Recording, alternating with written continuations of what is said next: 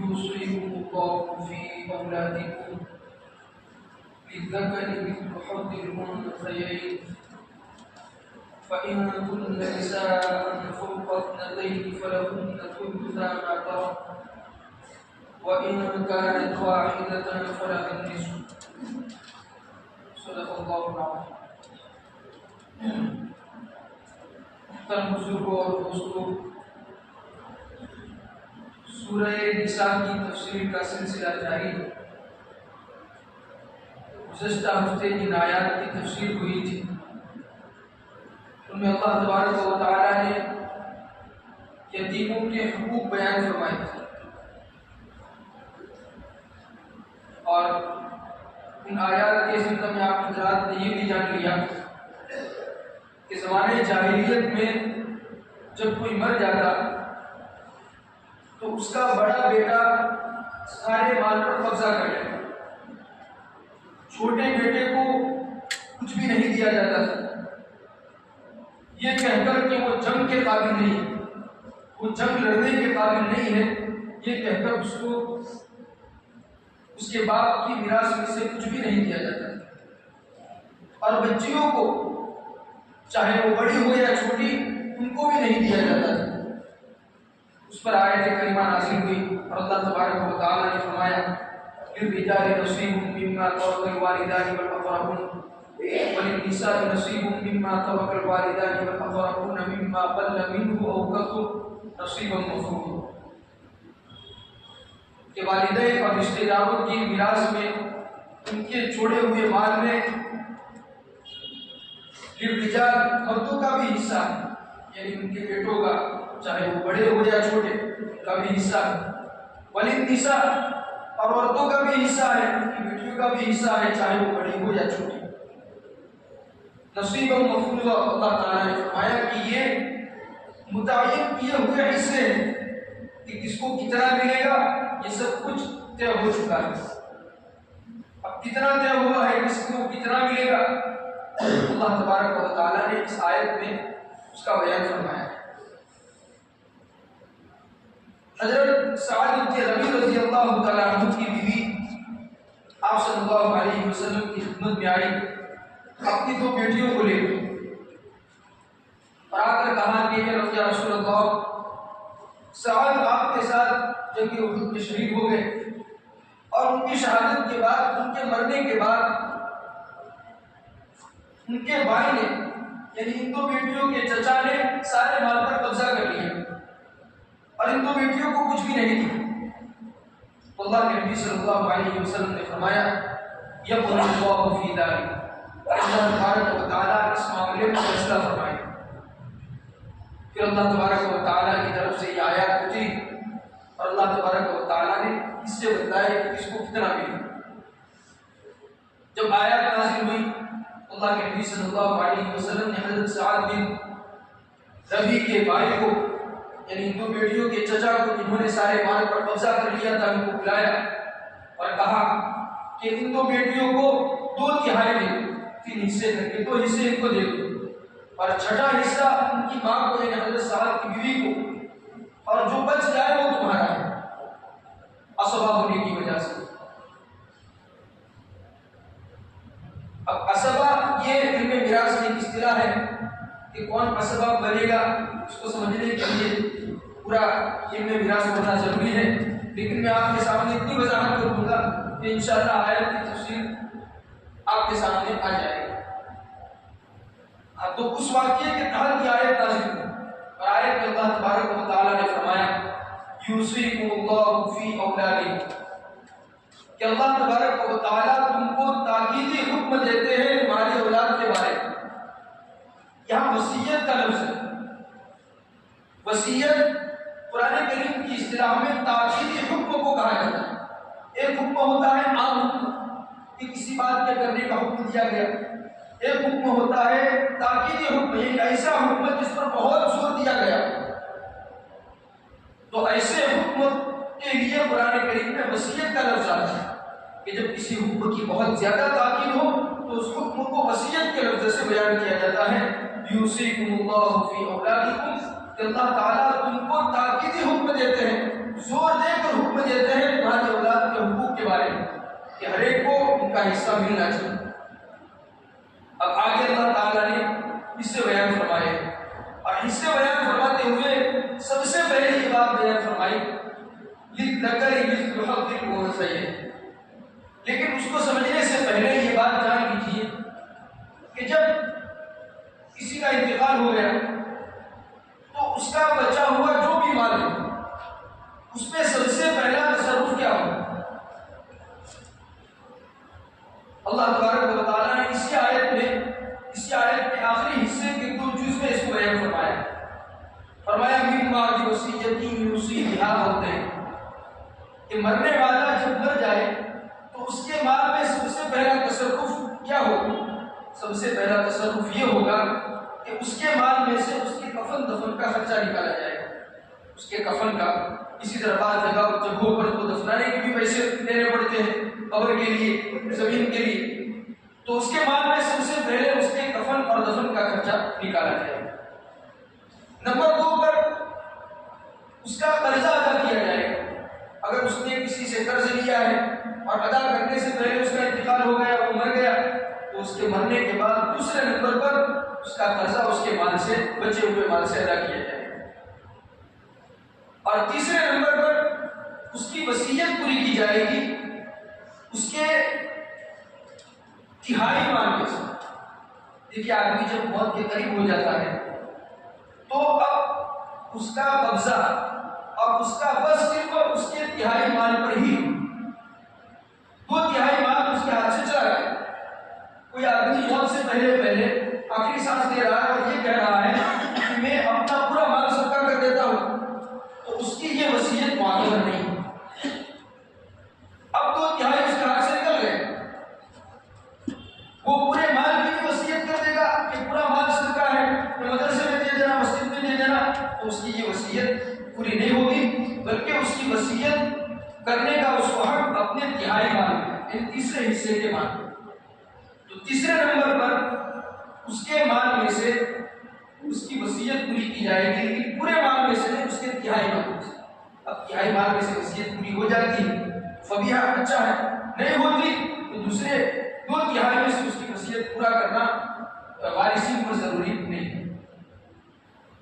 تو مرنے والا جب مر جائے تو سب سے پہلے اس کے مال میں سے اس کے کفن دفن کا خرچہ نکالا جاتا ہے، پھر اس کا قرض ادا کیا جاتا ہے، اور پھر اس کے تہائی مال میں سے اس کی وصیت پوری ہوتی ہے۔ پھر اس کے بعد جو مال بچے اس میں میراث تقسیم ہوتا ہے، وہ وارثوں کے درمیان تقسیم ہوتا ہے۔ یہاں اللہ تبارک و تعالیٰ نے فرمایا من بعد وصیۃ یوصی بہا او دین، کہ میراث جو تقسیم ہوگی وہ اس وصیت کے بعد کہ جس کی اس نے وصیت کی ہے یا قرض کے بعد۔ 2 چیزوں کا ذکر کیا کہ میراث تقسیم ہوگی وصیت کے بعد اور قرض کے بعد۔ پہلے اللہ تبارک و تعالیٰ نے وصیت کا ذکر کیا ہے، پھر قرض کا ذکر کیا۔ حالانکہ جب مرنے والا مرتا ہے تو پہلے اس کا قرض ادا کیا جاتا ہے اور اس کے بعد اس کی وصیت پوری کی جاتی ہے۔ مال بچ جائے تو اس کی وصیت پوری ہو، لیکن اللہ تعالیٰ نے پہلے وصیت کا ذکر کیا اور قرض کا ذکر بعد میں کیا۔ کیوں؟ وصیت کا ذکر پہلے وصیت کی اہمیت کو ظاہر کرنے کے لیے کیا، اور قرآن کریم میں مختلف جگہوں پر اس کی مثالیں ملتی ہیں کہ کوئی چیز مؤخر ہے، ایک بات کی ہے، لیکن اس کو پہلے بیان کر دیا جاتا ہے اس کی اہمیت کو ظاہر کرنے کے لیے۔ یہاں پر بھی وصیت تیسرے نمبر کی چیز ہے، لیکن اللہ تبارک و تعالیٰ نے اس کو قرض سے پہلے بیان کیا وصیت کی اہمیت کو ظاہر کرنے کے لیے۔ اس لیے کہ جب مرنے والا مر جائے گا تو جس سے اس نے قرض لیا ہے وہ تو فوراً مطالبہ کرے گا، مانگنے کے لیے آ جائے گا، لیکن اس نے وصیت کی ہے کہ مسجد میں اتنا پیسہ دے دینا، تو مسجد کا متولی تھوڑا مانگنے کے لیے آنے والا ہے، یا مدرسے کے لیے مدرسے کا معلم مانگنے کے لیے آنے والا نہیں ہے۔ تو وصیت میں دنیا میں کوئی طلب کرنے والا، کوئی مانگنے والا نہیں، اور قرض میں تو دنیا میں طلبگار ہوتے ہیں، مانگنے والے ہوتے ہیں، لہٰذا قرض کو نہ ادا کرنے کی شکل تو ممکن نظر نہیں آتی کہ وہ تو ادا کرنا ہی پڑے گا، لیکن وصیت نہ ادا کی جائے یہ ہو سکتا ہے کہ کوئی مانگنے والا نہ آئے اور میراث وارثین نے میراث آپس میں تقسیم کر دی وصیت پوری کرنے سے پہلے، ایسا ہو سکتا تھا، اس کے اللہ تبارک و تعالیٰ نے اہمیت ظاہر کی.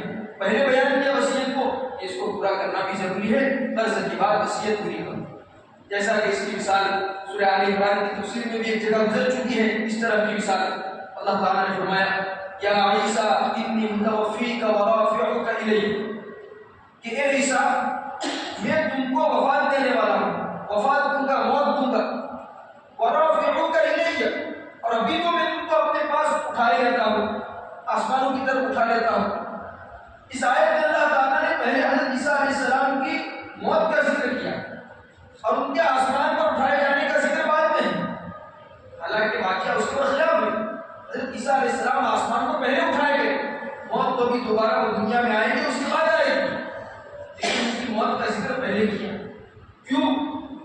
اس کی موت، حضرت عیسیٰ علیہ السلام کی موت کی اہمیت ظاہر کرنے کے لیے کہ کوئی حضرت عیسیٰ کو آسمان پر اٹھا لیے جانے کی وجہ سے بڑا نہ سمجھ بیٹھے یہ تو انسان نہیں ہے، خدا کا بیٹا ہے، کوئی بڑا نہ سمجھ بیٹھے. اس کے پہلے اللہ تعالیٰ نے ان کی موت کا ذکر کر دیا انی متوفیک، کہ وہ بھی انسان ہے، ان کو بھی موت آنے والی ہے، تو ان کو کوئی بڑا نہ سمجھے، اس لیے اللہ تعالیٰ نے ان کی موت کا پہلے ذکر کر دیا گیا، ان پر پہلے ذکر کر دیا، حالانکہ ان کی موت تو بعد میں آئی.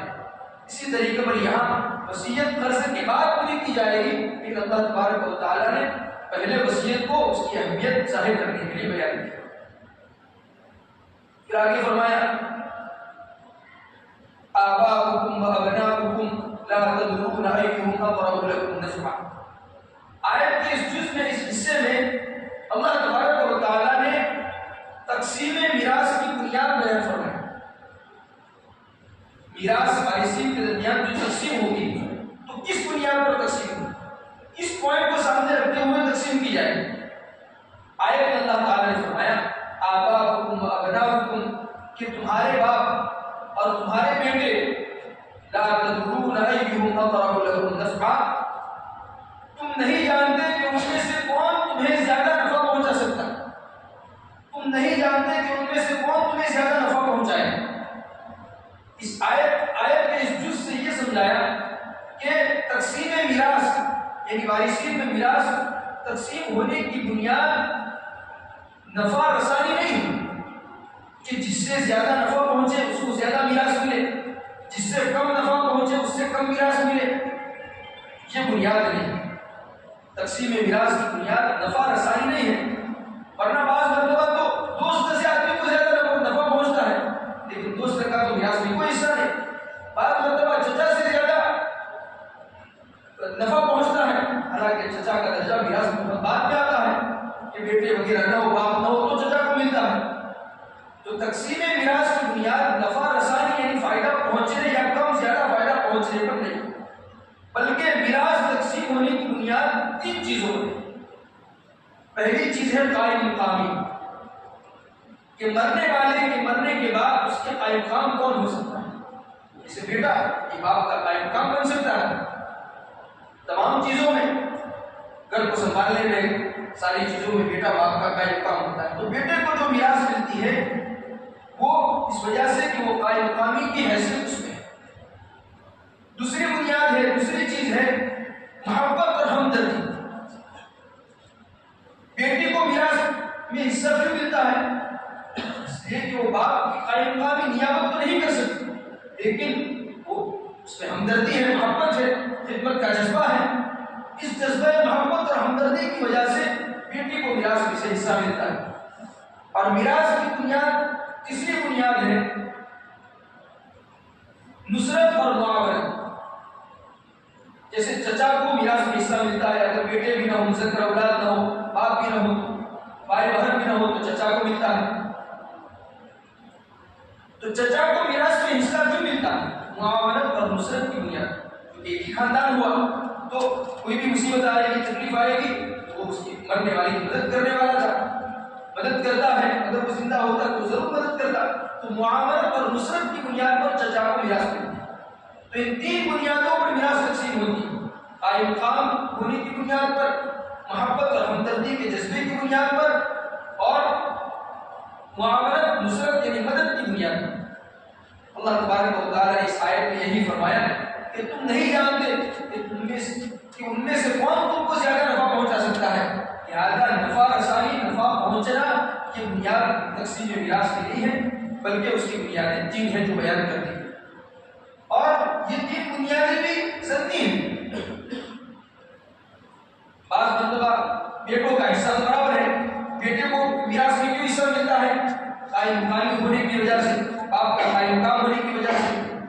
لیکن ایک بیٹا زیادہ خدمت گزار ہوتا ہے، دوسرا بیٹا نافرمانی کرنے والا ہوگا، لیکن اس میں فرق نہیں ہوگا، دونوں کو برابر حصہ ملے گا. اس لیے کہ یہ ضروری چیز ہے، یہ بات کی چیز ہے.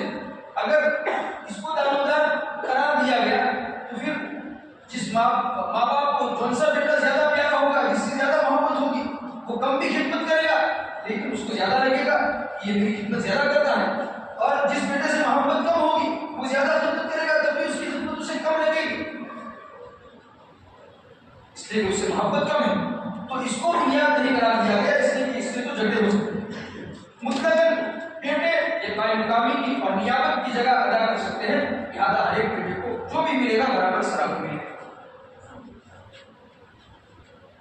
لِلذَّكَرِ مِثْلُ حَظِّ الْأُنثَيَيْنِ. تو سب سے پہلے دفن کا خرچہ نکالا جائے گا، پھر قرض ادا کیا جائے گا، پھر اس کی وصیت اس کے تہائی مال میں سے پوری کی جائے گی، پھر جو بچے گا اس کی میراث تقسیم ہوگی.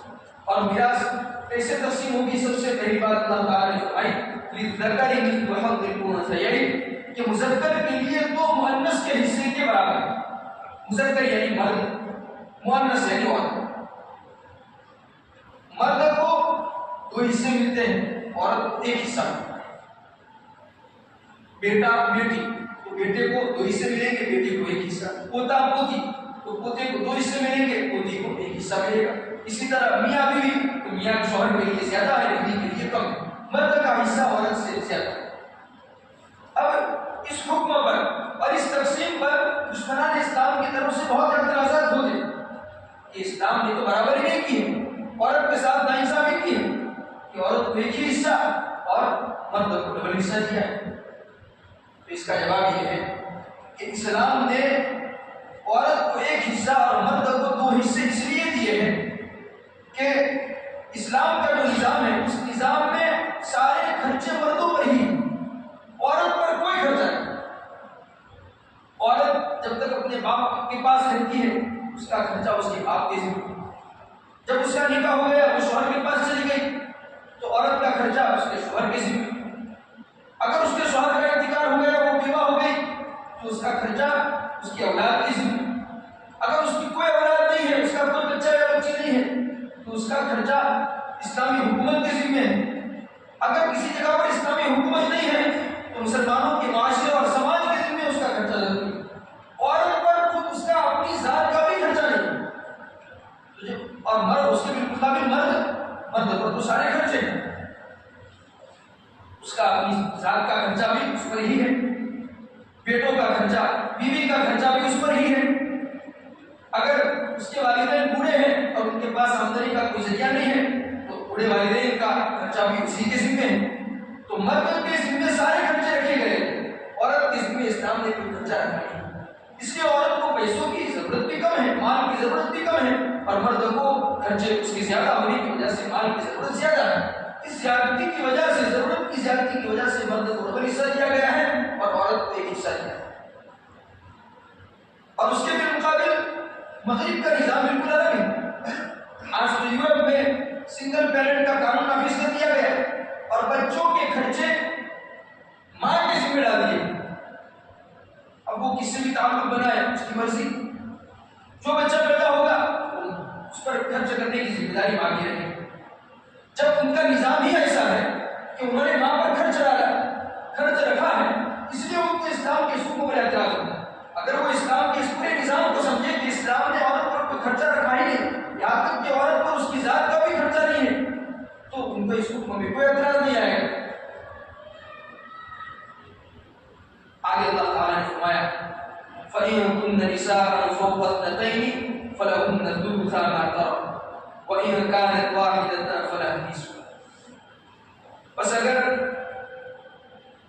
اولاد 2 سے زیادہ عورتیں ہوں، مرنے والے کی اولاد 2 سے زیادہ عورتیں ہوں، فلہن الثلث ما ترک، تو ان کے لیے ترکے کے 2 ثلث، یعنی جو بھی مال مرنے والے نے چھوڑا ہے اس کے 2/3 3 حصے کر کے 2 حصے ان کو ملے گے، 2 سے زائد بیٹیاں ہو تو وَإِنْ كَانَتْ وَاحِدَةً فَلَهَا النِّصْفُ، اور اگر ایک بیٹی ہو تو اس کے لیے آدھا حصہ، یعنی باپ مر گیا، اس کے مذکر اولاد نہیں، یعنی بیٹا نہیں، بیٹیاں ہیں، تو کتنی بیٹیاں ہیں؟ اللہ تعالیٰ نے بیان فرمایا اگر ایک بیٹی ہے تو اس کو جو بھی مال باپ نے چھوڑا ہے اس کا آدھا ملے گا، اور اگر 2 سے زائد بیٹیاں ہیں تو ان کو 2 ثلث ملیں گے، 2/3 ملیں گے، یعنی 3 حصے کر کے 2 حصے ان کو دیے جائیں گے۔ ایک بیٹی ہے تو آدھا ملے گا، 2 سے زائد یعنی 3 4 5 جتنی بھی ہو ان کو 2 ثلث یعنی 2/3 ملے گا۔ اگر 2 بیٹیاں ہیں تو ان کو کتنا ملے گا؟ اس کا ذکر اس آیت میں نہیں۔ پہلے تو یہ بات جان لیجیے کہ اگر ایک بیٹی ہو تو اس کو آدھا بھی ملتا ہے، تو سیدھی بات ہے اللہ تعالیٰ نے فرمایا للذکر مثل حظ الانثیین کہ عورت کا ایک حصہ ہے اور مرد کے 2 حصے ہیں۔ اگر مرنے والے کا بیٹا ہوتا تو اس کو کتنا ملتا؟ ایک بیٹا ہوتا، پورا کا پورا مال باپ کا اس کو مل جاتا، تو بیٹے سے آدھا حصہ بیٹی کا ہے، بیٹے کو جب پورا ملتا تو بیٹی کو کتنا ملے گا؟ آدھا مال۔ تو وہی قاعدہ للذکر مثل حظ الانثیین کہ بیٹا ہوتا تو پورا مال مل جاتا، پورا مال اس کو ملتا، تو بیٹی کو آدھا ملتا ہے تو اس کا آدھا مال ملے گا۔ اب 2 کو چھوڑ دیجیے، 2 کا مسئلہ اس آیت میں بیان نہیں کیا گیا، 3 4 5 جتنے بھی ہو ان کا مسئلہ بیان کیا، اگر 3 بیٹیاں ہو 4 ہو 5 ہو 2 سے زائد جتنے بھی ہو ان کو 2/3 ملے، 3 حصے کر کے 2 حصے ان کو دیے جائیں گے۔ اب سوال یہ ہے کہ جو 1/3 بچے گا یا ایک بیٹی ہونے کی صورت میں آدھا جو بچے گا وہ کس کو ملے گا؟ ایک بیٹی ہے تو اس کو آدھا ملے گا، تو آدھا بچا وہ کس کو ملے گا؟ 2 سے زائد بیٹیاں ہے 3 4 5 تو 2/3 ان کو ملیں گے، 1/3 جو بچ گیا وہ کس کو ملے گا؟ اس کا جواب یہ ہے کہ وہ عصبہ لے جائے گا۔ اب یہ عصبہ یہ میراث کی اصطلاح ہے، اپنے میراث کی اس کو سمجھنے کے لیے پوری کتاب پڑھنا درکار ہے، ضروری ہے، لیکن مختصر یہ سمجھ لیجیے کہ جن کا کوئی متعین حصہ نہیں ہے بچا ہوا جن کو ملتا، جیسے اگر باپ ہو، باپ مر گیا، اب بیٹیوں کا جو حصہ ہے 2/3 ان کو ملے گا، اب 1/3 جو بچا ہے وہ کس کو ملے گا؟ مرنے والے کا بھائی یا مرنے والی بہن ہے تو ان کے پاس کوئی حصہ جائے گا، یا بھائی بہن بھی نہیں ہے تو چچا کا کوئی حصہ جائے گا، ان کا متعین حصہ نہیں، لیکن جو بچے گا متعین حصہ جس کا ہے ان کو دینے کے بعد جو بچ جائے گا وہ ان کو حصہ ملے گا۔ تو 2/3 اگر 3 یا 4 بیٹیاں ہیں تو ان کو ملے گا، اور 1/3 جو بچ گیا تو مرنے والے کا اگر کوئی بھائی ہے کوئی بہن ہے یا بھائی بہن نہیں ہے تو چچا ہے ان کو دیا جائے گا۔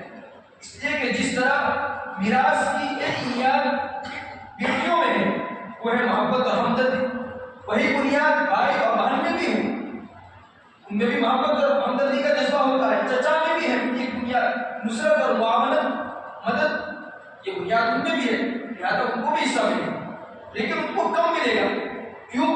اس لیے کہ بیٹیاں یہ مرنے والے کی زیادہ قریب، تو ان کے زیادہ قریب ہونے کی وجہ سے ان کو 2/3 ملیں گے اور 1/3 عصبہ ہو جائے گا۔ اب رہا مسئلہ 2 بیٹیوں کا کہ 2 بیٹیاں ہو تو ان کو کتنا ملے گا؟